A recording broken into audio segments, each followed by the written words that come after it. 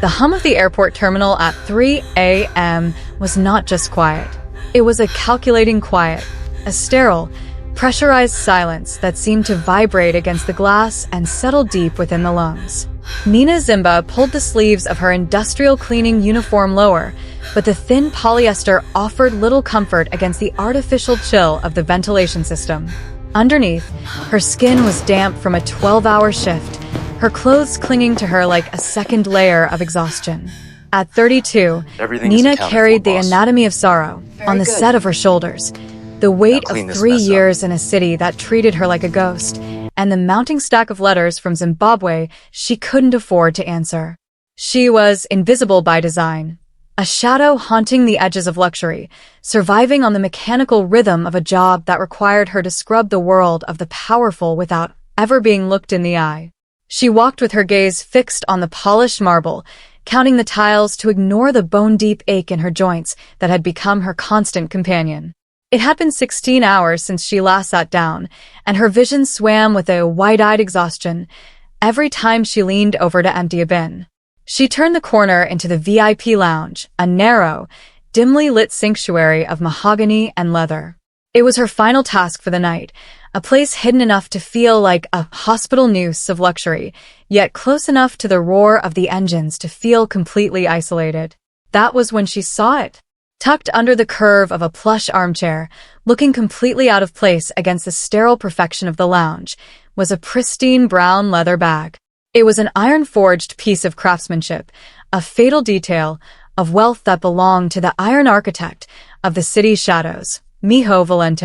The calculating quiet of the private terminal at 3 a.m. was a vacuum that Nina Zimba had lived in for years, yet tonight, the air felt thick enough to choke. She moved through the corridors with the practiced, mechanical rhythm of a woman who was invisible by design, her industrial cart rattling softly against the marble tiles. To the few travelers lingering in the shadows of the lounge, she was nothing more than a background variable, a ghost in a blue uniform whose only purpose was to erase the grit and grease of their existence.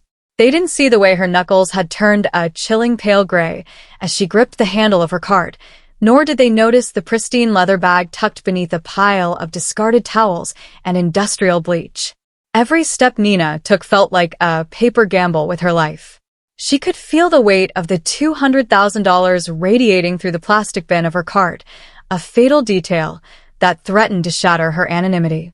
The terminal, usually a sanctuary of sterile perfection, had transformed into a hospital noose, tightening with every security camera she passed. She kept her head down, counting the cracks in the floor as if they were a prayer, trying to suppress the wide-eyed shock that still threatened to bubble over. She passed the high-end boutiques and the silent, mahogany-lined bars, her mind performing a frantic audit of the situation. She knew that Minho was not the kind of man who misplaced a fortune and simply moved on. He was the iron architect of this world, a man whose lethal calm governed the very shadows she inhabited. By keeping the bag, she hadn't just found a miracle, she had performed a clinical sabotage of her own safety. As she entered the main concourse, the calculating quiet was broken by the sharp, rhythmic click of dress shoes on stone. Nina didn't look up, but she felt the disciplined vigilance of a security sweep beginning to unfold. In the distance, she saw the dark silhouettes of charcoal suits, Minho's men, moving with a predatory grace. They were starting their audit, and she was a ghost carrying a sun in her pocket. The fear was a cold, biting chill that seeped through the thin fabric of her uniform, settling deep within her bones. She had spent a lifetime mastering the art of being unseen, but as the signals of the hunt grew louder, she realized that her invisibility by design was both her greatest weapon and her most terrifying cage. She pushed the cart toward the employee locker rooms, her heart beating with a frantic, rhythmic tension, knowing that the anatomy of a lie was only just beginning. The bag was hidden in plain sight, but in a world of billionaires and monsters, Nina Zimba was no longer just a cleaner. She was the keeper of a sovereign debt that was about to pull her from the shadows and into a light that could either save her or burn her to ashes. The calculating quiet of the Valente penthouse was a masterpiece of architectural silence, yet inside the mind of Minho Valente, a status collapse was already in motion. He stood by the floor-to-ceiling glass, his reflection a sharp, iron-forged silhouette against the flickering lights of the terminal below. He wasn't looking at the city. He was performing an internal audit of the situation. The brown leather bag was missing. To the uninitiated, it was merely $200,000 in untraceable bills, a rounding error in his billion-dollar portfolio. But to the iron architect, that bag contained the fatal detail that could dismantle his entire legacy. Tucked into the lining of that bag was a ledger, a precision instrument of evidence, detailing the offshore accounts and the shadow directors of a syndicate. If that ledger fell into the wrong hands, the clinical sabotage Singjun had been plotting for months would become an absolute finality. "The terminal has been locked down," Sunung said, his voice a low vibration of disciplined vigilance as he entered the room. He didn't need to look at the monitors to know his employer's mood. The air in the room had turned to icy malice. "We've cleared the VIP lounge. The bag isn't there." No one entered or exited through the main gate after he left. Minho didn't turn around. His gaze remained fixed on the tarmac, where the service vehicles scurried like beetles. Then it never left the room, Sunung. It moved through the invisibility by design. The realization hit the room like a deep, agonizing crack. In Minho's world, power was often undone not by rivals, but by the variables one forgets to count. He had been so focused on the federal surveillance, the hospital noose tightening around his legitimate businesses, that he had overlooked the people who scrubbed the floors. The ghosts. An invisible handled it, Minho murmured, his voice possessing a lethal calm that made the glass seem to vibrate. Someone who exists in the grit and grease of the terminal but never appears on a guest list. A cleaner. A shadow. Sunung's posture shifted, his waitress's eye for detail already scrolling through the roster of night shift staff. There was one. Nina Zimba. She was assigned to the lounge at 3 o'clock. She's been with the contractor for 3 years. No record. No history. A perfect ghost. Minho finally turned, his eyes flashing with a god complex that demanded immediate retribution. To him, Nina wasn't a person. She was a fatal detail that needed to be erased to protect the anatomy of power. If she had found the cash, she was likely already planning a paper gamble with his life. If she had found the ledger, she would have been sentenced to death. "She thinks she has found a miracle," Minho said, his fingers curling into a fist. "She doesn't realize she has touched a sovereign debt that can only be settled in blood. She performed a clinical sabotage of my security by being too small to notice. Now, I want her made visible."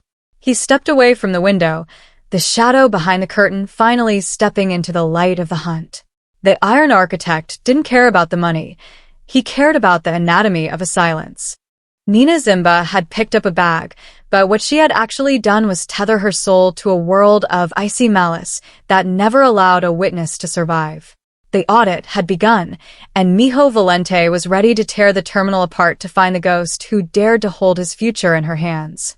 The calculating quiet of the terminal's security hub was a high-tech fortress of glass and humming servers, a space where Sunung performed his most lethal work. As the sentinel of the Valente legacy, his mind was a precision instrument designed to filter out the noise of the world until only the truth remained. He sat before a wall of monitors, his eyes moving with a disciplined vigilance that ignored the thousands of passengers scurrying through the gates like static. He wasn't looking for a person. He was looking for a break in the pattern, a clinical sabotage of the room's intended perfection. He rewound the footage of the VIP lounge to 2:58 a.m. On the screen, the room was a masterpiece of mahogany and leather, undisturbed until Minho Valente exited the frame, inadvertently leaving the brown leather bag tucked beneath the curve of the armchair. For 5 minutes, the room remained a vacuum of expensive silence. Then, at 3:04 a.m., the door opened. A woman entered. She didn't walk with the entitled stride of a traveler or the hurried pace of an assistant. She moved with a rhythmic, mechanical hum, the gait of someone who had spent a lifetime in the grit and grease of labor. Nina Zimba. On the grainy high-definition feed, she appeared as a ghost in a blue uniform, a vulnerable giant, moving through a world that had rendered her invisible by design. Sunam watched her empty the bins, his gaze sharpening. To anyone else, she was just a cleaner. To him, she was a fatal detail beginning to surface. The monitor caught the exact moment she saw it.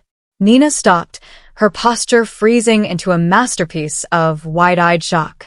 Sunam leaned in, his own breathing remaining slow and measured. He watched her knees hit the plush carpet, her hands hovering over the bag in a shadow's reflex of hesitation. For a heartbeat, the anatomy of a lie hung in the balance. He expected her to unzip it, to stuff the cash into her pockets and run. That was the script of the underworld, the paper gamble everyone took when they thought no one was watching. But Nina did something that performed a clinical sabotage on Sunam's expectations. She didn't open the bag. Instead, she looked around the empty lounge with a disciplined vigilance of her own. She didn't look for cameras. She looked for a soul. When she realized the room was empty, she didn't hide the bag on her person. She tucked it deep into the bottom of her cleaning cart, beneath the industrial bleach and the worn-out rags, treating the $200,000 and the ledger that could trigger a status collapse as if it were a sacred burden she had been tasked to protect. "I found the ghost," Sunung murmured into his comms, his voice a low vibration that carried through the calculating quiet of the hub. He tracked her through the terminal's secondary feeds, watching her navigate the service tunnels that bypassed the main gates. She moved with an immovable grace, her eyes never leaving the cart. She wasn't fleeing, she was guarding. It was a sovereign act of integrity that felt entirely out of place in a world built on icy malice. Sunung stood up, the light from the monitors casting a chilling pale gray glow over his features. He knew Minho was waiting for a name to destroy, a variable to delete. But as he watched Nina Zimba disappear into the service elevators toward the employee locker rooms, Sunung felt the first stirrings of a new audit. She wasn't just a cleaner who had found a bag. She was a woman who had just walked into the center of a reckoning. "She's heading to the sublevels," Sunung reported to Minho, his eyes fixed on the final frame of her face, a mask of terror and resolve. "She has the bag. But Minho, she hasn't touched the seals. She's not running. She's waiting." The anatomy of a silence was over. The hunt had shifted from a search for a thief to an audit of a miracle. And as Sunung signaled the tactical teams to converge, he knew that the Iron Architect was about to meet the only person in the city who couldn't be bought. The calculating quiet of the terminal's subterranean level was broken only by the hum of the ventilation shafts and the rhythmic drip of a leaky pipe.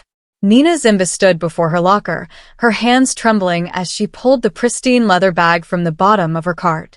In the dim, fluorescent light of the employee locker room, the bag looked like a fatal detail from another dimension, its expensive scent of tanned hide clashing with the smell of industrial bleach and old sweat that defined her world. She felt the hospital noose of the situation tightening around her throat. Every second she held this bag was a paper gamble she wasn't sure she could win. She had spent the last hour rehearsing the anatomy of a lie, the story she would tell if a supervisor caught her, the excuses she would make to the police. But as she stared at the bag, she realized that in the world of Miho Valente, lies were a grit and grease, currency that bought you nothing but a faster exit. If she was found with this, the lethal calm of the Valente legacy would ensure her absolute finality before she could even utter a syllable of defense. "Just return it," she whispered to the empty room, her voice a deep, agonizing crack in the silence. "Just leave it at the lost and found and walk back into the shadows." But she knew the lost and found was a status collapse waiting to happen. The moment a low-level clerk saw this much cash, it would disappear into the terminal's greed, and the Iron Architect would come looking for the last person to touch it. Her only hope was to wait for the owner to manifest, to prove her immovable grace by delivering it directly. Suddenly, the heavy steel door of the locker room groaned on its hinges. The sound was a precision instrument of dread. Nina didn't turn. She froze, her fingers still. curled around the leather handle. The air in the room shifted, turning into a chilling pale gray vacuum as the light from the hallway was eclipsed by a looming silhouette. She didn't need to see the charcoal suit to know who had arrived. The disciplined vigilance of the footsteps was unmistakable. She felt a shadow's reflex of pure terror, her vision swimming with wide-eyed shock. She was no longer a ghost. She had been made visible. "You're working late, Nina." A voice vibrated through the room. It wasn't the billionaire's voice, but the sentinel's. Sunung stood by the entrance, his presence a masterpiece of icy malice and controlled observation. He didn't rush toward her. He didn't draw a weapon. He simply stood there, performing a silent audit of the situation. Nina slowly turned, the bag held against her chest like an iron shield she hoped would protect her heart. She met Sunung's gaze, her posture a desperate display of immovable grace, even as her knees threatened to give way. The anatomy of a lie died in her throat. She didn't offer a story or an excuse. She simply held the weight of the $200,000 out toward him, her eyes reflecting the sovereign debt she had just incurred. "I was waiting," she said, her voice a precision instrument of honesty that cut through the tension. "I was waiting for someone to come back for it." Sunung didn't move to take the bag. He remained in the shadows, his eyes tracking the way she hadn't even unzipped the outer pocket. He was witnessing a status inversion he couldn't explain, a woman with nothing, standing in the grit and grease of a sub-level locker room, refusing to take a fortune that could have bought her 1,000 new lives. "The architect is coming," Sunung murmured, his voice softening with a reluctant audit of respect. "And Nina, he doesn't believe in people who wait." The calculating quiet returned, heavier than before. Nina Zimba stood her ground, the flight cleaner and the sentinel locked in a silent reckoning. She had lost her invisibility by design, and as the elevator at the end of the hall chimed, she knew the Iron Architect was about to enter the room to finish the build. The calculating quiet of the locker room was not as empty as Nina Zimba believed. From the observation gallery above, hidden behind the reinforced, one-way glass of the terminal's central hub, Minho Valente stood in a state of lethal calm. He was the shadow behind the curtain, his silhouette a dark, motionless anchor in a room full of flickering monitors. His gaze was a precision instrument, focused entirely on the woman standing below with Sunung. He had come to this subterranean level expecting to witness a status collapse, the inevitable moment when a nobody finally cracked under the weight of a stolen fortune. Through the high-definition feed, Minho performed a silent audit of Nina's physical state. He saw the frayed edges of her uniform, the way her shoes were worn thin at the soles from years of pacing these sterile halls. He saw the wide-eyed exhaustion etched into the lines around her eyes, a map of a life spent in the grit and grease of survival. He knew, from Sunung's preliminary report, that her bank account was a vacuum and her rent was a paper gamble she was currently losing. In Minho's world, this was the moment of the fatal detail. A woman in her position should have already unzipped the bag. She should have taken a stack of hundreds, a finder's fee, to soothe the ache of her poverty.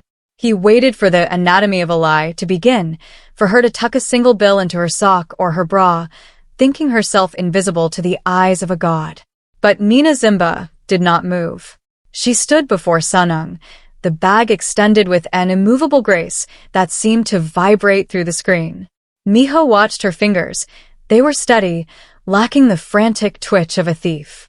Even as she looked at the bag, a leather vessel containing more wealth than she would earn in a decade of cleaning, her expression remained a masterpiece of disciplined vigilance. She wasn't looking at the money as a miracle. She was looking at it as a burden that didn't belong to her. "She hasn't opened it," Minho murmured, his voice a low, dangerous hum that barely disturbed the calculating quiet of the observation room. He leaned closer to the glass, his god complex momentarily staggered. He had spent his life building an empire on the assumption that everyone had a price, that every soul could be dismantled by the right amount of pressure or gold. Yet, here was a ghost of the terminal, a woman who scrubbed the floors he walked upon, performing a clinical sabotage of his entire worldview. He watched as she wiped a bead of sweat from her forehead with a trembling hand, her hunger and fatigue visible in the slight sway of her posture. She was a vulnerable giant, standing in a desert of her own making, refusing to drink from a poisoned well. It was a sovereign display of integrity that Minho found both fascinating and offensive. It suggested that there was a power in this world, an iron shield of the soul, that his billions could not penetrate. "She's waiting for the owner." Sunung's voice crackled through the comms, echoing the sentinel's confusion below. Minho didn't answer immediately. He adjusted his cuff, the dark ink of his dragon tattoo peeking out like a shadow's reflex. He realized then that he couldn't stay behind the glass. He couldn't delegate this reckoning to Sunung. To encounter a miracle in the grit and grease of the sublevels was a fatal detail he had to witness in person. "Stay where you are, Sunung," Minho commanded, his voice possessing an absolute finality. "I want to see if her immovable grace holds when the Iron Architect is the one holding the scales." He stepped away from the monitors, his expensive shoes silent as he moved toward the service elevator. The anatomy of a silence was about to break. Nina Zimba thought she was returning a bag, but what she was actually doing was inviting the sovereign of the underworld into her life. And as the elevator doors hissed open, Minho Valente prepared to perform the final audit of the woman who was too honest to be a ghost. The calculating quiet of the subterranean locker room didn't just break, it imploded. The heavy steel door swung open with a slow, deliberate groan that signaled the arrival of an absolute finality. Minho Valente stepped into the fluorescent hum of the room, his presence a lethal calm that seemed to lower the temperature of the air. He was the Iron Architect in a $5,000 suit, his silhouette sharp and predatory against the rusted lockers and the smell of industrial soap. Nina Zimba stood her ground, her fingers still interlaced with the leather handle of the bag, her posture a masterpiece of immovable grace despite the rhythmic tension vibrating through her thin uniform. Minho didn't stop until he was inches away, his shadow swallowing her completely. He performed a slow, clinical audit of the woman who had dared to hold his future in her hands. He looked at her worn-out shoes, her trembling hands, and the wide-eyed exhaustion that should have made her easy to break. In his world, a person this desperate should have been pleading for their life or bargaining for a percentage of the paper gamble. "You know what is in this bag, Nina?" Minho asked, his voice a low, obsessed hum that carried the weight of a god complex. "I know it doesn't belong to me," Nina replied, her voice a precision instrument of honesty that didn't waver. Minho reached out, his hand, marked with the dark, spiraling dragon tattoo, gripping the top of the bag. He pulled, expecting the grit and grease of resistance, but Nina let go instantly. She didn't cling to the wealth. She released the burden with a relief that performed a clinical sabotage on his expectations. He unzipped the main compartment, the sight of the $200,000 reflecting in his chilling pale gray eyes. Then, his fingers brushed the hidden lining, confirming the presence of the ledger, the fatal detail that Sangjun was currently hunting for. "You could have vanished," Minho murmured, his lethal calm momentarily fractured by a genuine confusion. "With this amount, you could have bought a new identity, a new life. Why are you still standing in this cellar?" "Because my father told me that a life built on a stolen foundation is just a hospital noose waiting to tighten," Nina said, her gaze locking onto his with a sovereign strength. "I'm a cleaner, Mr. Valente. I know how to tell the difference between what is dirt and what is mine. You think everyone has a price, but some of us just want to sleep without an anatomy of a lie in our heads." The silence that followed was a reckoning. Minho looked at the flight cleaner, a woman he had categorized as a ghost of the terminal, and felt his god complex shatter. He had spent his life surrounded by loyalists who would sell his head for a fraction of what was in this bag. Yet, in the darkest sublevel of his empire, he had found a woman who possessed an iron shield of integrity that his billions could not pierce. He realized then that Sangjun's status collapse was closer than he thought. His inner circle was compromised, his security feeds were being monitored, and the signals of betrayal were everywhere. He didn't need an army of enforcers. He needed a witness who couldn't be corrupted. He needed the immovable grace of the woman standing before him. "Sunung," Minho said, not taking his eyes off Nina. The sentinel stepped forward from the shadows. "The council thinks I am weak because I misplaced this bag. They think I am a shattered icon. They don't realize I was performing an audit of the city's soul." He turned back to Nina, his expression shifting from icy malice to a profound, reluctant respect. He reached into his pocket and pulled out a sleek, black encrypted phone, a precision instrument of his new reality. "You saved my life tonight, Nina. Not by keeping the bag, but by proving that I am not the only sovereign in this room," Minho whispered. "Sangjun is coming to finish his clinical sabotage. He thinks I am alone. He doesn't know that the Iron Architect just found his foundation." Nina looked at the phone, then at the man who was no longer just a monster, but a vulnerable giant looking for an exit. The anatomy of a silence was over. She wasn't just a cleaner anymore. She was the only person Minho Valente could trust to survive the reckoning that was about to burn the terminal to the ground. The calculating quiet of the subterranean locker room was shattered by a sound that Nina Zimba had never heard in the terminal, the muffled, rhythmic thrum of high-caliber rounds striking the steel doors at the far end of the hallway. The status collapse had arrived. Sangjun had not waited for a diplomatic resolution.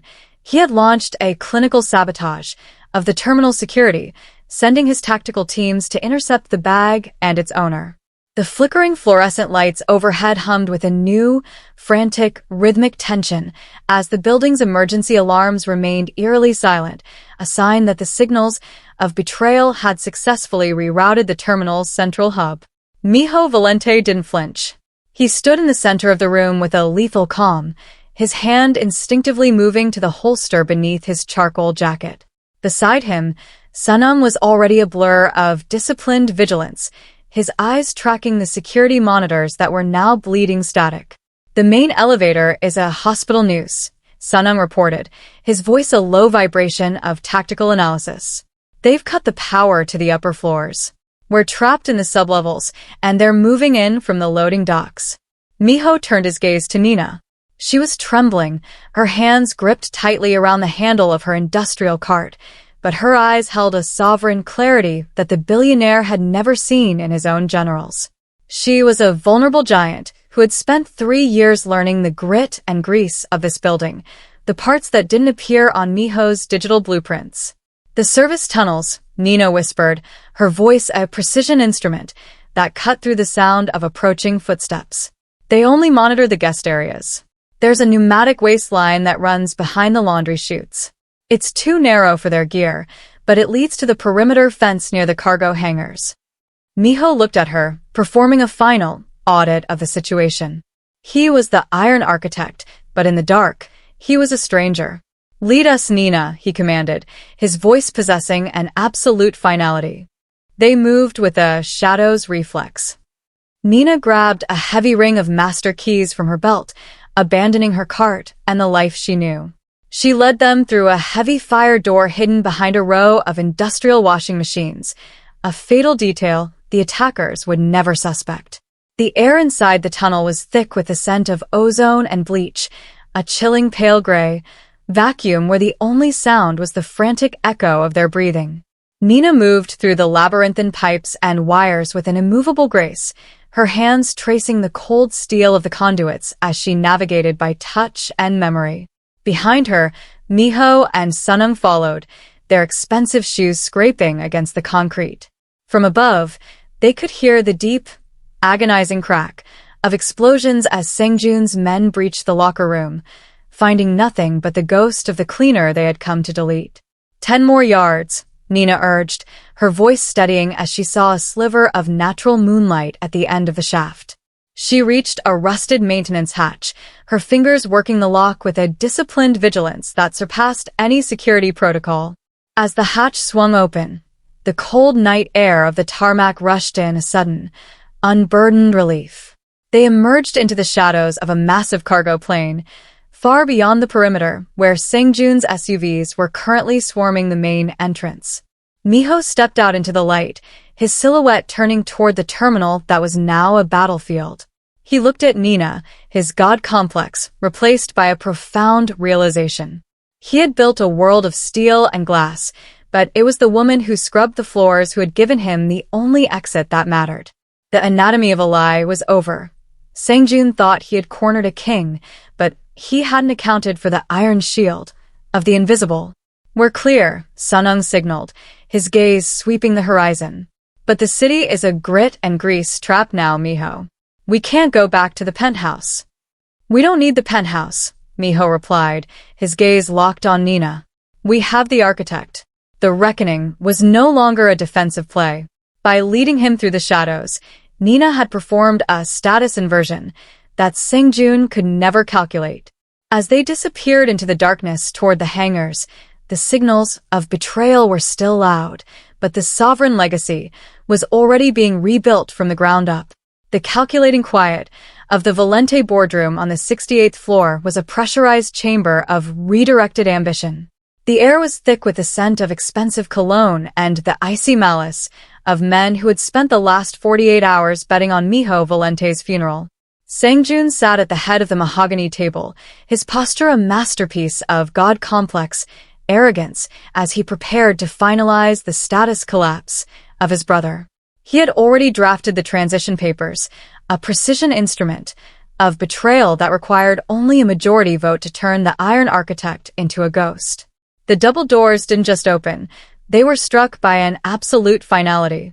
Minho entered the room, his presence a lethal calm that seemed to physically push the oxygen out of the space. But it wasn't his return that triggered the wide-eyed shock of the assembly. It was the woman walking beside him.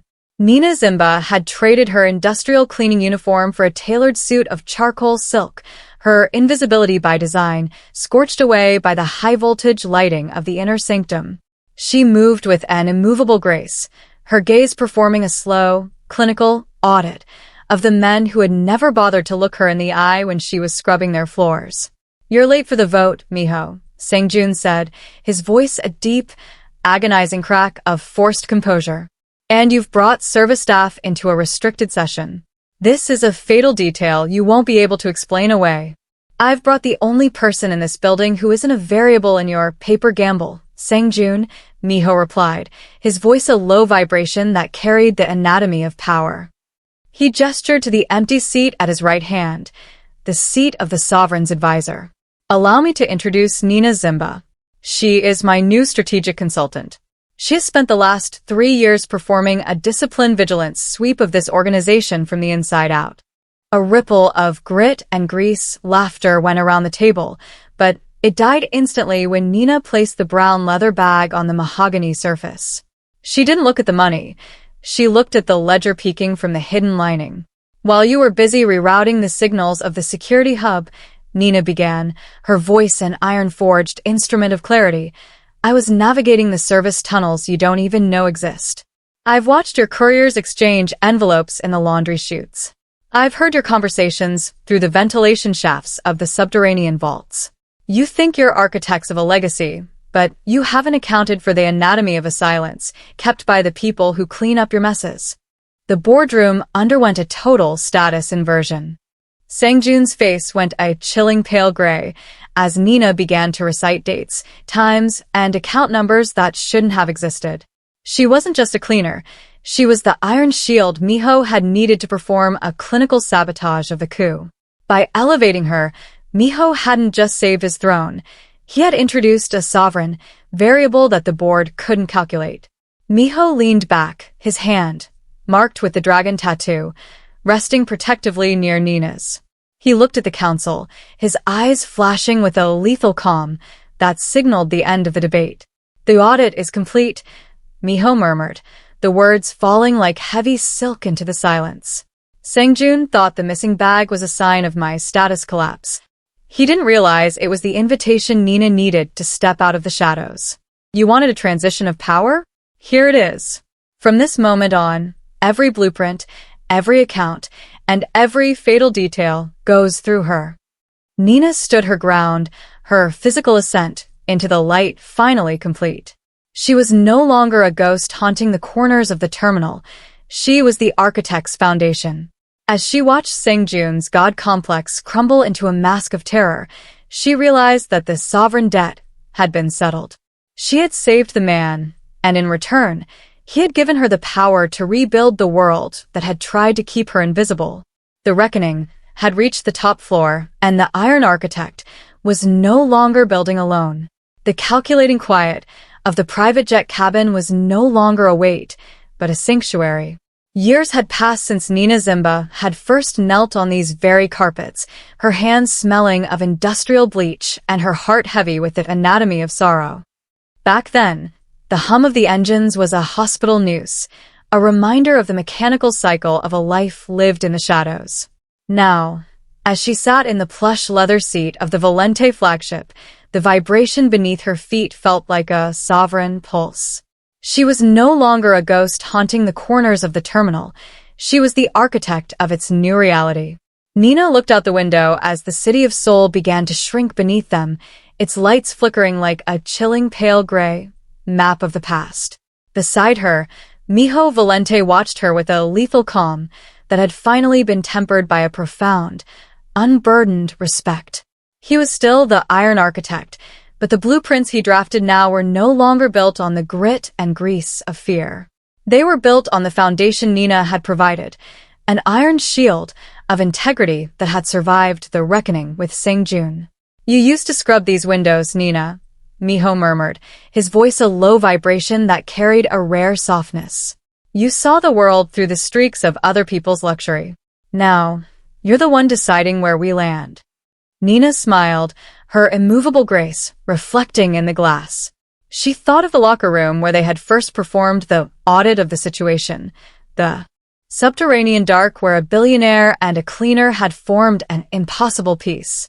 She had saved his life, not with a weapon, but with a refusal to be broken.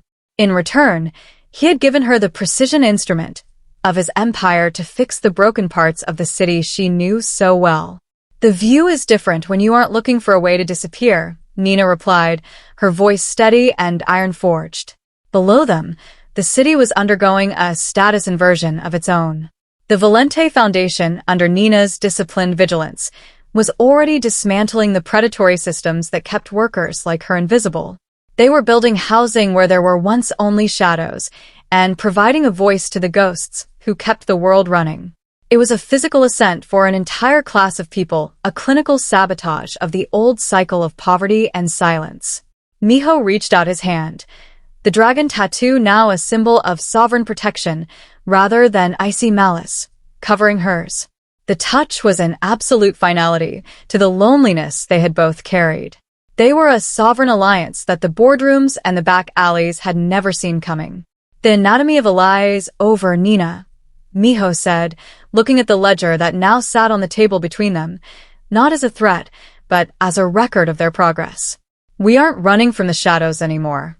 We're building the light." As the jet reached its cruising altitude, the calculating quiet of the cabin became a space of pure, impossible peace. Nina Zimba, the woman who had found $200,000 and the man who had lost it, sat together in the sky. She had performed a clinical sabotage on his darkness, and he had given her the world. Their sovereign legacy was no longer a paper gamble. It was a destiny written in the clouds, proving that even the most invisible among us can become the architects of a new world. The story teaches that honesty is not a passive trait, but a strategic shield. Nina Zimba's refusal to steal the $200,000, despite her desperate anatomy of sorrow, performs a clinical sabotage of the cynical worldview that everyone has a price. It demonstrates that internal moral agency can command respect from even the most ruthless authorities. By highlighting a flight cleaner who possesses a waitress's eye for the grit and grease of a terminal, the narrative teaches that those who are invisible by design often hold the most critical knowledge. It encourages a shift in perspective, reminding us that every ghost in the background of our lives is a vulnerable giant capable of altering a destiny. The story illustrates the psychological evolution of Minho Valente from a man with a god complex to a leader seeking an unburdened legacy. It teaches that true power is found in restraint over ruin, and that a sovereign alliance built on mutual trust is more durable than one built on fear or paper gambles. A key educational takeaway is the dismantling of toxic systems. Rather than simply joining the underworld, Nina performs a status inversion by using Miho's resources to fix the broken parts of the city. It teaches that while we may inherit a world of icy malice, we have the agency to rebuild it into a sanctuary of dignity and light. Finally, the story highlights that a person's worth is not a variable determined by their bank account or job title. By performing an audit of the heart, the characters prove that empathy and courage are the only precision instruments that can truly solve a life-threatening crisis. Stay blessed, like and subscribe for the next twist.